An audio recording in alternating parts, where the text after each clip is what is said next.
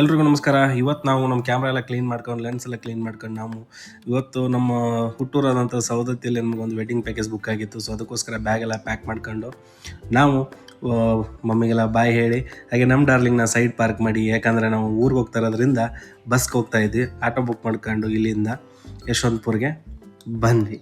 ಇಲ್ಲಿ ನೋಡಿದ್ರೆ ಯಶವಂತಪುರಲ್ಲಿ ಸಿಕ್ಕಾಪಟ್ಟೆ ಜನ.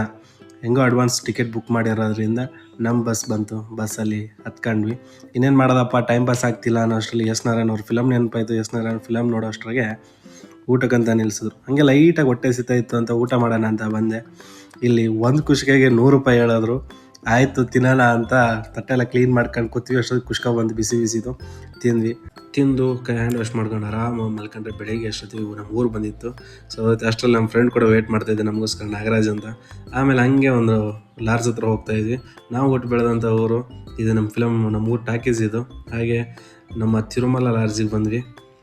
ಆಲ್ರೆಡಿ ನಮ್ಮ ನಾಗರಾಜ್ ಅವರು ಬುಕ್ ಮಾಡಿದ್ರು ರೂಮಿಗೆ ಬಂದು ರೆಸ್ಟ್ ಮಾಡಿ ಸ್ವಲ್ಪ ಹೋಗೋಣ ಅಂದ್ಕೊಂಡ್ವಿ. ಅಷ್ಟರಲ್ಲೇ ನಮ್ಮ ಫ್ರೆಂಡ್ ಫೋನ್ ಮಾಡ್ದೆ. ಅವನು ಕೂಡ ಹುಬ್ಳಿಗೆ ಹೋಗ್ತಾಯಿದ್ದ. ಆನ್ ದ ವೇ ಮೀಟ್ ಆಗೋಣ ಅಂತ ಬಂದ್ವಿ. ಇಲ್ಲಿ ಅವನು ಬಂದ. ಹಾಗೆ ತುಂಬ ದಿನ ಆಗಿತ್ತಂತ ಅಲ್ಲೇ ಮೀಟ್ ಆಗಿ ಒಂದು ಟೀ ಕುಡಿದು ವಾಪಸ್ ಅವನು ಕೆಲ್ಸಕ್ಕೆ ಹೋಗ್ಬೇಕಿತ್ತಂತ ರಿಟರ್ನ್ ಹೋದ. ಹಂಗೆ ಅವನು ಹೋದ್ಮೇಲೆ ಹಾಗೆ ನಾವು ಕೂಡ ರೂಮ್ ಹತ್ರ ಬಂದ್ವಿ. ನನ್ನ ಇಳಿಸ್ಬಿಟ್ಟು ನಮ್ಮ ಫ್ರೆಂಡು ನಾನು ರೆಡಿಯಾಗಿ ಬರ್ತೀನಿ ಅಂತ ಮನೆಗೆ ಹೋದ. ಹೆಂಗೋ ಸಾಯಂಕಾಲ ಶೂಟ್ ಇರೋದ್ರಿಂದ ನಾನು ಎಲ್ಲ ಚಾರ್ಜ್ ಹಾಕ್ಬಿಟ್ಟೆ. ಹಾಗೆ ವೇಟ್ ಮಾಡ್ತಾರೆ, ಮತ್ತೆ ಸಿಗ್ತೀನಿ ವೆಡ್ಡಿಂಗ್ ಬ್ಲಾಗ್ ಜೊತೆ. Thank you.